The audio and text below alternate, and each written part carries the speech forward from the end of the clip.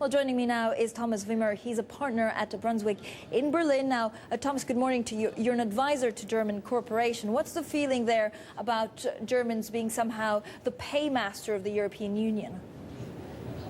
Well, the feeling is pretty obvious, I think. If you look at also what the media are covering, the population is not very friendly towards any suggestions by the Greek government so that Germans would have to come up pay for Greeks' problems.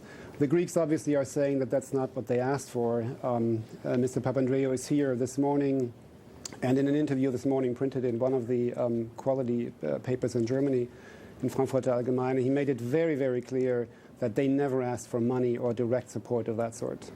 But Thomas, of course, you can't believe the media, and the media always try and build things up. What about the person on the street? I mean, do they feel that really they wouldn't want to give a penny to Greece?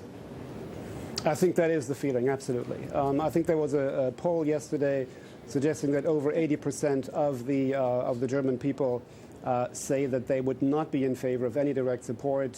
So that's pretty clear. And that's also what German politicians are playing on, obviously.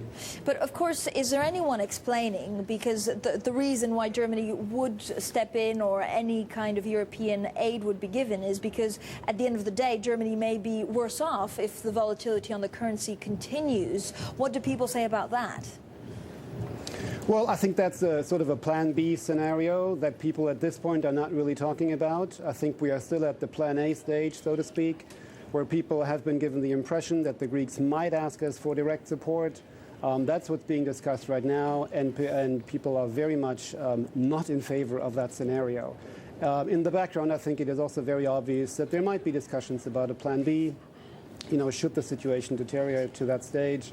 But we're not there yet. And quite frankly, the media discussion we've seen and the discussion in the public is also fairly superficial. I think that's fair to say. And they're quite rough. I mean, I just wanted to quote one of the party politicians, actually, of the Christian Democratic Coalition, saying a bankrupt party must use everything he has to make money and serve his creditors. Now, he was talking about what you said, the 3,000 islands that Greece should sell. What are the headlines looking like? I mean, is it every day, we're not paying, Greece should pay, Greece should sell off their own stuff? Well, Bild-Zeitung, actually, the tabloid, they followed up today in today's coverage with a letter to the Prime Minister Papandreou in which they explained to him what Germany is all about and why Germany is different from Greece.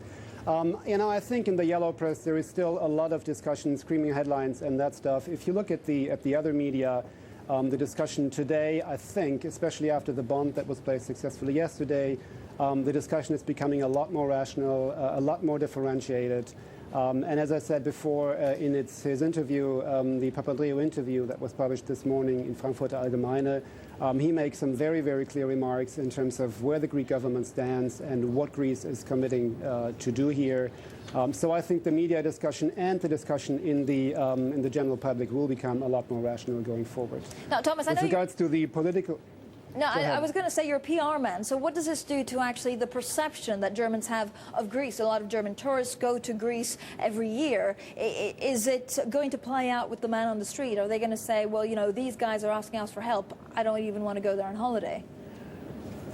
Well, actually, I think the background for the if you want to call it that, the overreaction that we've seen in some of the German media and some of the public statements by some politicians in recent days.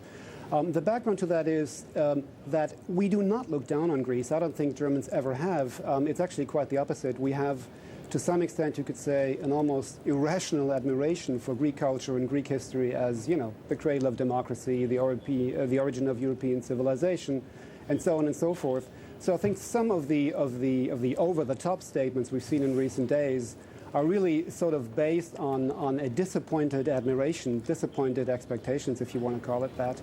And I'm quite confident, as a PR person, as you say, that in days going forward, this will become a much more rational debate. Some of the political statements, quite frankly, I would call political comedy. Thomas, thank you so much.